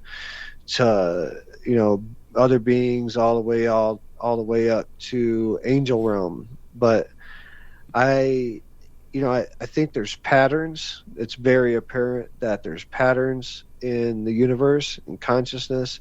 Actually, me and Billy talked about this before, of the similarities between Osiris and Isis and Jesus and Mary Magdalene. And we started to, during our conversation, we were starting to really realize there's this consciousness, and start to identify the consciousness by itself and separate from the titles of Osiris, Isis, and Jesus and Mary Magdalene, and really starting to see that energy and that pattern moves through time and keeps popping up at different times. And this it goes deep, dude. And psychedelics has helped me open up to this.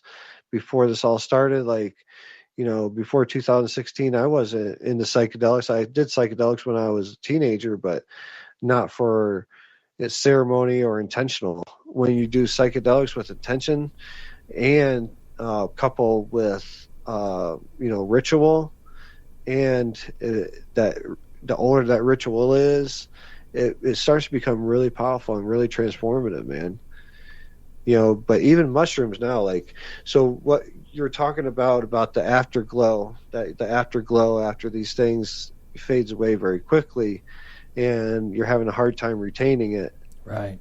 I prescribe microdosing psilocybin in conjunction with a DMT or something like that, or 5-MeO. Wow, I've never thought about doing that. Afterwards. So extended, 2 weeks, a month after that, you do a major, a really deep DMT, start a microdose a day or two after that, continue it daily with the intention, every time you take that microdose, let me integrate that vision into my reality. Let me integrate, and even that microdose is a small ceremony each time you take it. So, right.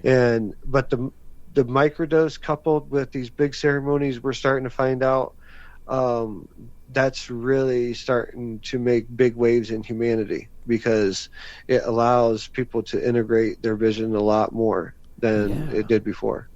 That makes perfect sense. I can't believe I've never thought about that. But yeah, if you add the microdosing, you sort of tap back in a little bit every time you micro. Yeah, that's I can't believe I never thought to try that.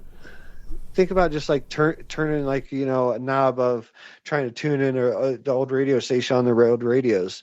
It would have to get something, a certain station on. Sometimes you would have to turn it this way, just a little bit. Sometimes it would be just a fraction of a little turn, and maybe that's all it takes, and maybe that microdose is helping you do that. That's how I see it working. Beautiful. Oh, yeah. Yeah. And now we do got to wrap up in just a second, but I am curious. You mentioned some law changes around DMT in Colorado as of January. What exactly went down? DMT, mescaline, psilocybin. January 1st this year, we went into effect where we can have mushrooms for personal use. You can grow mushrooms in your own domicile.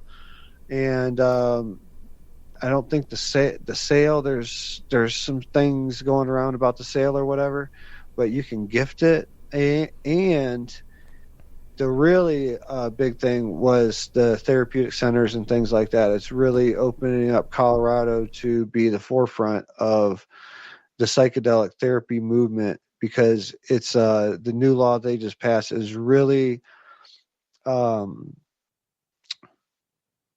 great for retreat centers. It's no, and I was here before it, so it's all just really signs, and that keeps telling me I'm on the right path and I'm exactly where I'm supposed to be at. But the law also includes mescaline, not to include peyote. So they're talking about That's I did hear about that. That's an interesting distinction. Why wasn't that more of a technicality rather than like an actual decision? No, it has to do with the Native American Church, which governs peyote basically. So, okay. To officially and legally hold or even possess peyote in any sense, whether it be just one or a million plants, or whether it be just a speck or a million pounds, it doesn't matter. You're not supposed to possess it all unless you're registered with a tribe and you're registered with the NAC. So it's Native American Church, what is NAC stands for. Okay. So that's what they got behind, and then, they're claiming that encroachment and any other use is not really is not warranted. So that's why the peyote is not is excluded from the laws. But it's basically talking about San Pedro cactus, which those are the plants that I have in my greenhouse. I got about over 50 San Pedro cactus growing in my greenhouse. Nice. And talking about DMT, but it doesn't specify whether it's 4N-dimethyltryptamine or 5-MeO, but it's just DMT. So therefore, a lot of people are working with both, and a lot more freely and openly. But it's really geared towards, in the future. I think within 2028, they're going to have certifications and classes and stuff like that you have to go to before you can have a retreat center and all that stuff. But there's an other side to it, and it's a religious side, which Sacred Journeys Within falls under. Any established retreat centers that can prove a religious or spiritual history coming into this can basically practice. And yeah, you can look into a lot more. I don't know all the code numbers and all that stuff, but it's a lot of doing a lot of good, and showing us that we're doing what we're supposed to be doing right now. So that is so awesome. And I've just got so much. Both of my bands are here. Everything I do is here in Texas, but so all that's going on there. Meanwhile, all it takes is you come in, I'll just have to come up there once in a while. You just got to do it. It's like pulling a tooth. It's going to be a little scary, all the way up until you take that hit. But by the time you exhale, it's not going to matter. Yeah, and I do. My general rule of thumb is, once a season, have a DMT experience, like at least 4 times a year, and every time I do, it's like this Control-Alt-Delete for my consciousness, and I just get recentered, and it's about time for the next one. So I really need to come out there, and it's just so ironic so that's going on there, and it's such a beautiful thing that people in those political spaces over there in Colorado actually have the wherewithal to think about this and make this accessible. Meanwhile, here in Texas, they're still arresting people for weed. Like, oh my God. Yeah, I think it's ridiculous. It's my mind got triggered now. It's Proposition 122. Colorado law just got passed. So that's amazing. We voted it in last year in 2023, and in January 1st it become law and starting the rollout. It's a multi-year process, but you can walk into shops in Denver and pick up grow kits for psilocybin. Like it's the new weed rush. It's the weed rush that started in 2014 here with cannabis. It's it's no surprise that Colorado is one of the first states to start doing working with psychedelics like this, and ketamine. What I'm talking with the VA now, ketamine it was very refreshing to be in the VA and being like, of course, when I was in there, I'm questioning I wrote all these books, and my ego's talking in my head a little bit, why am I self back up in here? But I end up seeing and experiencing God through people and different moments. I experienced God several times while I was in there, and just knowing that the VA is open to the conversation of ketamine and other psychedelics, where I dealing with PTSD. This has been going on for a long time for me, for going on 20 years now. And so I've been in and out of the VA through their treatment programs and therapists and stuff. And this is the first time talking about psychedelics openly with, in a hospital setting in the VA, where it's very open and, it's two-sided. It's not just me talking about, like, it's the therapist talking about, doctors talking about how, it's very good and stuff like that. So I'm optimistic, man. Yeah, I'm optimistic excited about me, my life, my family, my personal life, and on out. I'm optimistic about all of it. I think we're about to see some amazing times. Absolutely. And I'm excited for you to have those ketamine treatments, because I actually did a series of 6 treatments, ketamine treatments, out in Arizona a few years ago, and it was absolutely delightful. Very, it's very. They don't give you a lot, It's not a massive experience, but it's a very nice experience, and I would just feel great for like 2 weeks after one, and then if somehow you can maintain that feel, but yeah, I really liked those treatments, so I'm excited for you to try those. Okay, we're definitely running over time, so real quick, now I've got one question for you after the show. If you want to hang out for like 3 minutes after the show, that would be awesome. Sure. But for now, again, ladies and gentlemen, as always, we have all of our guests' info on the website, on the guest info tab over at shifthappensradio.com. All of his whole bio, all of his links, and I mean all of his links, all the social media, the books, everything are all there. But for those that just simply aren't going to go over there and are just listening, Drew, what links do you want to give out? Where can they keep up with you? Yeah, go to sacredjourneyswithin.com. Journeys is spelled with the IES. I got a lot of connections and a lot of links to all my other stuff through there.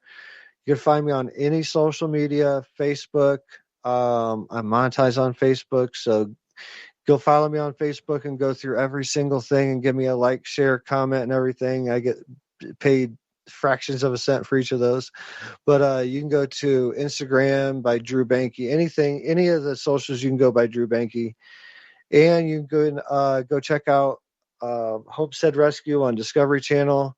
That episode, that's a reality show that me and my family were part of, aired last year on November 19th of 2023. But Homestead Rescue on Discovery Channel, episode season 11, episode 1, Where the Wild Wind Blows, or you could type in Homestead Rescue and Drew Bankey and it'd probably pop up. But it's a pretty cool episode. Go and watch it. Leave a review if you haven't seen it, or if you watched it and haven't watched it in a while, watch it again, because the more it gets watched, the more chances of them coming back and doing a second episode here, which may or may not be on the frying pan, but it's in the talks that we may be doing a second episode. But the more our first episode gets and the ratings keep going up, it's one of the most popular episodes that they ever did for Homestead Rescue. So they're talking about doing a follow-up episode here. So go and watch it and share it out and tell your friends about it. And check out the books on Amazon. I'm Perfect and So Are You, and Find Your Inner Guru. All can be found by simply typing in Drew Bankey in Google. Google me, bitch. Like, and yes, that episode was such a good episode. And also Dragon Rose says she read your first book, I'm Perfect and So Are You. So that's fantastic. Nice. And links to all the books and all that stuff is over there at shifthappensradio.com. Just click on the guest info tab right in the middle of the homepage, and there you go. I always love it when I find a listener that's read or seen something because of their visit here with you and I in this case on Shift Happens. So awesome for you, Drew, and that is exciting. You have a lot of really incredible information. Always fun to talk to you. Yeah. Yeah, I appreciate it. I love hanging out here. It's real comfortable. It's easy to talk about things when you feel comfortable.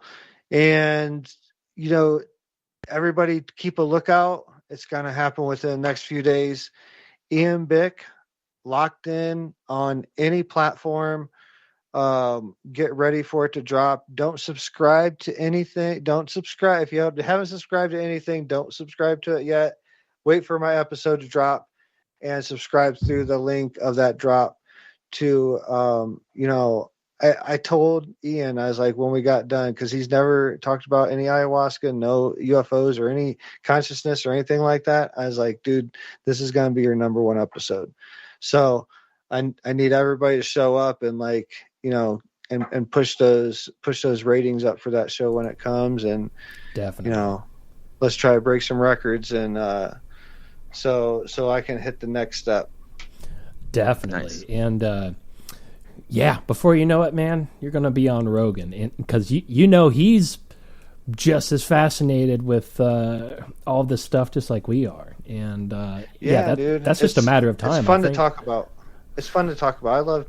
I love talking about. I got another podcast tomorrow, so I did this. I got 3 in a row right here. So nice. And yeah, Dragon Rose says she bought the book because of one time when you were on the show before. She went and got your book. So Dragon Rose, wow. I appreciate the support so much. It's I really do. And the first book is my heart, and I really think that first book helps a lot of people. I know it helps a lot. I know over the years I've got tons of messages about that first book, dreams it's opened up, helping people process things that they may not have processed before. So I'm really grateful for just being a part of it. I feel like I'm just a part of it. And it's so easy. It's just such an honestly written book. Anybody can attach to it, and very well done indeed. And again, folks, those links are over at the website at shifthappensradio.com. And all right, I guess we'll go ahead and boogie out of here real quick. JP, where can everybody catch up with you? So check out the site. I'm going to have a lot of new articles on there, propertyofmars.com. And other than that, I'm Reperceptions on Twitter. And but I'm a lurker these days. I don't tweet a whole lot. So. Right on. And all right, well, with that, now we so one last thing. Jason Quitt is coming back in town pretty soon, and by that I mean back in the country, or his country of Canada rather. And very soon we are going to do the watch party over on Zoom, where you guys can all tune in, and we're all going to watch his presentation that he debuted at Contact in the Desert earlier this year, which I actually brought him up on stage. I almost forgot about that. Trust me, you don't want to miss that one. In fact, Drew, I would really invite you to come hang out with us for that. You would love what Jason's figured out here. It's mind blowing. And we're going to go a little bit, we're going to watch the presentation, but we're going to go just like we did last time. We'll hang out and ask questions and go even beyond, even into some of the stuff that's going to be in his next book and the book after that he hasn't put out yet. So definitely stay tuned for that. Also, me and JP are definitely working on, we're going to put together a little presentation for you guys, which we will also do via Zoom. So if you want to keep up with all that extra stuff that we do around the main show, just follow us on Twitter at Shift Happens Pod. Yeah. And we're doing a little bit more on Instagram, and technically we have a Facebook, but I don't touch it. But if you want to get any social media links, very simple, just shifthappensradio.com. All of the links are on the homepage right there. And that's the best way to keep up with all this stuff. And really, Twitter is the number one way. That's where we announce everything first. That's where all the links are going to be. So there you go. And with that, I think it's about time to boogie on out of here. Ladies and gentlemen, this has been Shift Happens here for the Fringe FM. The greatest, most important, bestest, awesomest show ever to exist. And I am your F-list celebrity, Gigi, host and producer of this show. Associate producer is Brad Harris. You can follow him on Twitter at ADSBradHarris. Co-host tonight was JP, obviously. And again, that's propertyofmars.com and at Reperceptions on Twitter. Thanks again, Drew, for coming on tonight. Fantastic show. And, we got to do this again sooner than later because there's so much we could have gotten into. It's a never-ending, all-terrain conversation with Drew. All right, and with that, we're going to go ahead and boogie on out of here. We'll see you back here next Friday. Don't forget to wave bye-bye.